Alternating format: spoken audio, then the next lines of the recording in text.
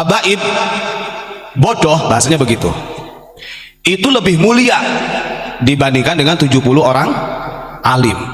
Ini doktrin yang sangat sesat, doktrin yang tidak ada referensi dalam Quran dan hadisnya. Loh, bagaimana saya katakan sesat? Doktrin ini telah dipatahkan oleh Syekh Nawawi Banten di dalam kitab Muraqil Ubudiyah. Muraqil Ubudiyah ini syarah dari Bidayatul Hidayah, syarah daripada Bidayatul Hidayah karyanya Imam Ghazali.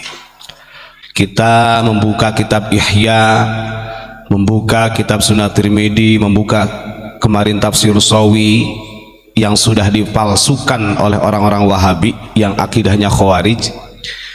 Nah, pada malam hari ini saya akan membuka salah satu kitab yang juga masih ditahrif. Jadi orang Wahabi itu atau kelompok ekstrim radikalisme, transformasi daripada Khawarij, kelompok yang terbentuk daripada Syiah ekstrim yang dibangun atau dibentuk oleh Abdullah bin Saba dari agen Yaman, agen Yahudi Yaman. Ini perlu kita sampaikan karena sejarahnya begitu gitu. Ya, kalau masih tidak percaya dalam sejarahnya ya monggo, bisa datang ke sini, kita sama-sama mengkaji, mempelajari dari kitab-kitab ulama-ulama salafus soleh yang sudah menyampaikan. Yang lebih ironisnya lagi, kitab Al-Adhkar ini nanti yang akan saya baca, kitab Al-Adhkar ini karya Imam Nawawi. Ini ada bab yang memang sengaja dipalsukan, dihapus oleh mereka, yang sampai dini hari kalau kitab ini masuk ke pesantren, maka jangan salahkan kalau kemudian santri itu keluar gampang-gampang membid'ahkan, khurafat mah bahkan kafir. Dulu nggak ada santri-santri di tahun dulu itu nggak ada yang seperti itu. Kok sekarang kadang-kadang baru ngaji 1 tahun 2 tahun udah gampang membid'ahkan, mengkafirkan orang. Ini adalah salah satu kecerobohan sebenarnya, dan kita kecolongan. Masih banyak kitab-kitab yang ditahrif oleh orang kelompok-kelompok mereka yang dikaji di pesantren. Kalau ada yang bertanya begini bertanyanya, lah lalu bagaimana, kan biasanya kitab ini kan melalui Departemen Agama sebelum disebarkan, ada MUI, ya itu tinggal ditanya aja. Bisa jadi kelompok itu sudah menyerap di lembaga tersebut. Na'udzubillahi min. Ini kan gak kasihan, tidak kasihan kepada nasib anak bangsa. Maka kalau keluaran pesantren kemudian cinta terhadap NKRI-nya kurang, dia lebih mengedepankan jihad dan lain sebagainya. Artinya kelompok ekstrim yang saya katakan ya di sini, yang mengatasnamakan Islam ini, kalau dia ekstrim radikalisme, dia ada faham sabiiyahnya. Karena pemberontakan di zaman Nabi, zaman sahabat itu kan dimulai dari adanya kelompok ekstrim yang disebut Khawarij. Ini terbentuknya dari Syiah ekstrim yang didirikan oleh Abdullah bin Saba. Siapa Abdullah bin Saba itu? Abdullah bin Saba itu adalah agen Yahudia Yaman yang pura-pura masuk Islam di zaman Utsman, padahal ingin memberontak, mengadu domba antara Utsman dengan Ali, yang pada waktu itu disebut dengan Muawiyah dengan Syiah. Makanya kita sebagai generasi muda harus lebih waspada, memahami sejarah yang sempurna. Karena Indonesia ini kalau secara kondisi itu memang hampir sudah banyak anak-anak bangsa kita yang direkrut sebenarnya, yang tidak tahu apa-apa, yang keilmuan, dasar keilmuannya itu sangat dangkal, direkrut. Sehingga anak-anak muda remaja kita yang tidak pemahaman agamanya kurang, dia berani-berani saja dibodohin, kamu jihad aja biar langsung masuk surga, daripada kamu mabuk-mabukan, bunuh diri, bom bunuh diri. Dan ini berkembang, ini yang harus diwaspadai. Baik, untuk selanjutnya kitab Al-Adhkar ini saya akan buka, tapi sebelum Al-Adhkar saya akan sedikit membacakan dari kitab Muraqil Ubudiyah karya Syekh Nawawi Al-Bantani. Ini juga edukasi agar supaya kita sebagai orang Nusantara pribumi lebih mencintai orang-orang Nusantara, lebih bangga dengan karya ataupun lebih bangga dengan perjuangannya ulama-ulama Nusantara. Ini perlu saya sampaikan. Beberapa bulan yang lalu itu kan kita sempat mendengar, bahkan banyak yang men-share di YouTube itu, yang secara tidak langsung ada orang luar yang menghina ulama-ulama pribumi, kiai-kiai di Nusantara dengan dalil begini, habaib, bodoh, bahasanya begitu, itu lebih mulia dibandingkan dengan 70 orang alim.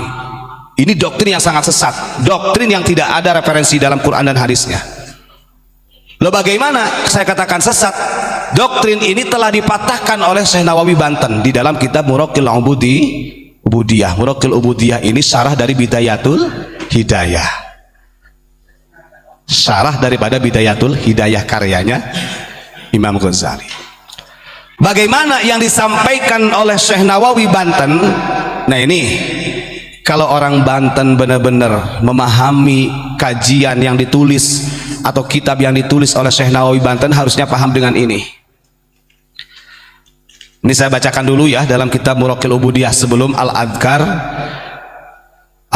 yang dipalsukan oleh Wahabi. Saya kemarin ada ini Pak, ada Pak Imran, ada gini, wah ini gimana sedikit-dikit kok Wahabi, dikit-dikit ada yang seperti itu. Saya sampaikan, yang saya sampaikan ini ilmiah yang tercatat di dalam kitab ulama-ulama salafus soleh. Ya silakan, ketika memang tidak percaya maka saya akan memahami, oh warna bahasanya ini adalah orang-orang yang memang memihak kelompok mereka. Ini yang disampaikan oleh Syekh Nawawi Banten di dalam kitab Muraqil Ubudiyah, yang membantah keras, saya katakan, pernyataan-pernyataan atau doktrin ketika ada orang yang menghinakan kiai-kiai, ulama-ulama pribumi. Saya tidak katakan hanya Yaman, mau itu orang Mesir, kayak kalau ada yang mengatasnamakan duriyah Nabi mau dari mana saja, kemudian dia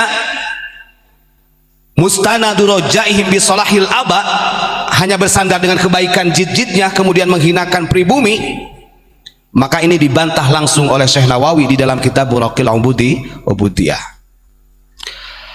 Qala Asy-Syaikh Nawawi Al-Bantani rahimahullah. Syekh Nawawi Al-Bantani bin Umar Al-Jawi, beliau berkata begini, wa afada ba'duhum anna manin tasaba ila Rasulillahi sallallahu alaihi wasallam wa huwa min auladina sayyidina Al-Hasan wal Husain wa huwa ghairu alimin yafuqu ala ghairihi mimma yusawihi fir rutbati bi sittina darjah atau darajah. Monggo diperhatikan, kita makanya harus benar-benar hati-hati ya. Kata Syekh Nawawi, sebagian ulama memang sepakat memberikan faidah ketika ada orang yang nasabnya sampai kepada Rasulullah, yang sekarang kenal dengan istilah habaib, yang dari keturunan Hasan Husain Bani Fatimah. Kemudian orang yang dari duriyah Nabi itu dia tidak alim, artinya orang biasa, tidak berilmu. Memang betul sepakat kata ulama, yafuku ala gharihi mimma yusawi fi rutbah bisittina darajah. Memang betul kalau dia punya garis keturunan dari Kanjeng Nabi dan dia tidak alim, ya, dia lebih mulia daripada orang-orang biasa yang bukan keturunan Nabi, bahkan sampai 60 derajat. Contohnya Gus Ilyas ini Habib atau duriyah Nabi lah, entah itu katanya Sayyid ke Syarif atau apa gitu ya, karena di kita banyak. Tapi Gus Ilyas bukan orang alim dibandingkan dengan saya yang silsilah nasabnya tidak sampai kepada Rasulullah. Tentunya secara garis keturunan lebih mulianya Gus Ilyas, bahkan 60 derajat kalau sama-sama tidak alim, tidak berilmu. Ini yang dipecahkan nih. Lalu bagaimana? Wa annal alima alladzi lan yunsab ilaihi yafuqu ala ghairil alimi mimman intasaba ilaihi bisittina darajah.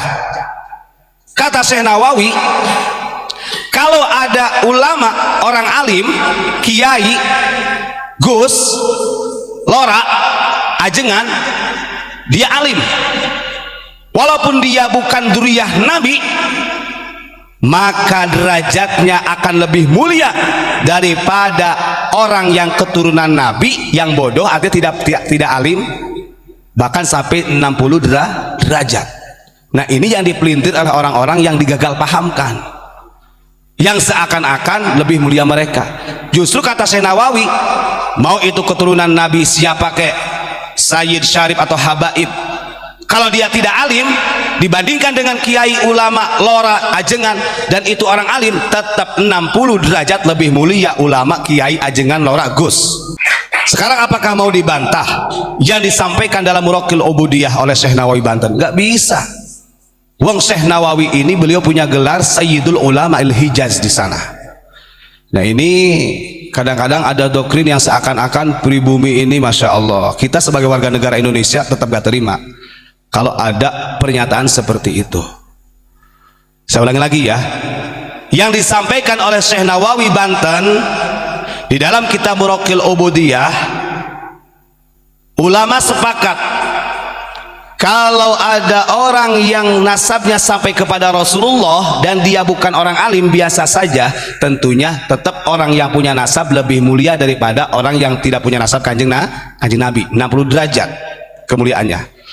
Tapi kalau ada orang alim, kiai yang berilmu, ajengan yang berilmu, walaupun dia bukan dzurriyyah Nabi, dibandingkan dengan orang yang punya nasab kepada kanjeng Nabi tapi dia bodoh tidak alim, tetap yang lebih mulia adalah ulama, kiai, gus, lora, ajengan dan lain sebagainya yang ada di bumi Nusantara. Apalagi kalau kita lihat silsilahnya ulama-ulama kita, tidak sedikit ulama kita itu dari Syekh Nawawi, Syekhona Khalil, Bahasim Asari, mereka intisab nyambung kepada Rasulullah. Wah, bisa jadi lebih daripada bisitina darojah.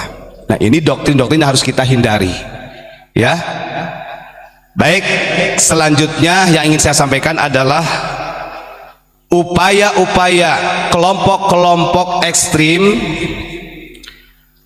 yang kita sebut dengan Wahabi itu disampaikan oleh Imam Shawi ya, yang langsung disampaikan oleh beliau dalam tafsirnya itu. Di antara kitab-kitab yang sudah dirubah selain yang kita sebutin kemarin, yang kita bacakan, sudah kita paparkan sebagai edukasi buat para jamaah dan para talamid atau murid-murid yang belajar ilmu. Nah ini dalam kitab Al-Adhkar. Di kitab Adhkar ini karya Imam Nawawi, beda ya. Tadi Muraqil Ubudiyah itu karya Syekh Nawawi ya. Kalau kitab Al-Adhkar Imam Nawawi, ini kadang-kadang orang juga salah paham. Kurunnya lebih duluan Imam Nawawi. Makanya dulu pernah ketika di tanah Hijaz, Syekh Nawawi Banten itu punya gelar selain Sayyidul Ulama Al-Hijaz, beliau diberi gelar Nawawi Tsani. Karena pemahamannya, keilmuannya hampir sama dengan Imam Nawawi yang mengarang kitab Adhkar ini. Jadi Nawawi jilid kedua pada waktu itu yang dinisbatkan kepada Imam Nawawi. Di dalam kitab Adhkar, monggo para santri, para jamaah ataupun yang mau buka di situ dalam kitab fi kitabi Adhkaril Haji. Kalau cetakan yang asli di dalam kitab haji ini ada faslun,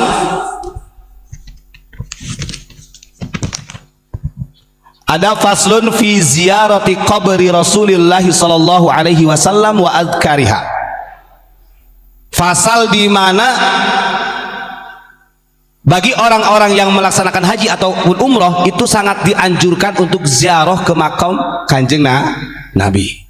Ini yang asli. Tapi kalau kitab Al-Adhkar yang sudah dirubah oleh mereka, pasal ini tidak ada. Bahkan diganti faslun fi ziyarati Masjidin Nabawi. Jadi yang dianjurkan itu hanya ziarah ke Masjid Nabawi, tidak ziarah ke makam Nabi. Sampai sebenci itu dengan amalia-amalia Ahlussunnah wal Jamaah. Saya bacakan ya, ini karangan yang asli. Jadi nanti kalau yang punya kitab Al-Adhkar tinggal dicek di kitab Adhkaril Haji. Kalau faslun fi ziyarati qabri Rasulillah itu tidak ada, maka bisa dipastikan kitab itu telah ditahrif, telah dipalsukan oleh kelompok-kelompok mereka. Ya, ini saya bacakan. Faslun fi ziyarati qabri Rasulillah sallallahu alaihi wasallam wa adhkariha. Dalam pasal ini Imam Nawawi menjelaskan tentang ziarah kubur atau dianjurkannya ziarah ke makbarahnya kanjeng Nabi Muhammad sallallahu alaihi wasallam wa adhkariha, dan zikir-zikir yang dibacakan ketika ziarah. Ini sangat dianjurkan. Kenapa dianjurkan? Kata Imam Nawawi, sawaun kana dzalika tariquhu, aulam yakun. Nah ini biasanya kan kalau orang yang haji, kalau kita ikut apa namanya itu, namanya apa sih kalau yang menyediakan travel itu kan macam-macam. Jadi kadang-kadang ada yang rute ziarah, ada yang tidak, kan begitu. Ini sampai sedetil itu Imam Nawawi. Pokoknya mau ikut travel yang ada rutenya ziarah makom ataupun tidak ada, berarti ini kan sudah dikaji sama Imam Nawawi. Karena bisa jadi yang punya travel haji umrah itu orang mereka yang tidak mengindahkan ziarah. Pokoknya sawaun kana tariquhu aw lam yakun, tetap harus ziarah. Anjuran Imam Nawawi. Makanya dulu pernah makam Kanjeng Nabi sampai mau dibongkar. Yang melawan siapa? Ulama kita. Sampai ada komite Hijaz yang dipimpin oleh Syekh Kiai Haji Abdul Wahab Hasbullah. Di sini dijelaskan fa inna ziyaratahu sallallahu alaihi wasallam min ahammil qurubat. Karena sesungguhnya ziarah kepada makam Rasulullah itu adalah bagian daripada perkara yang akan lebih cepat mendekatkan diri kita kepada Allah.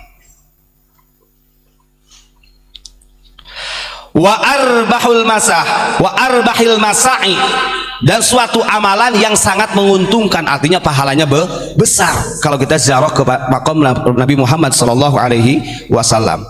Wa afdalit talabat, dan termasuk harapan-harapan yang paling mulia.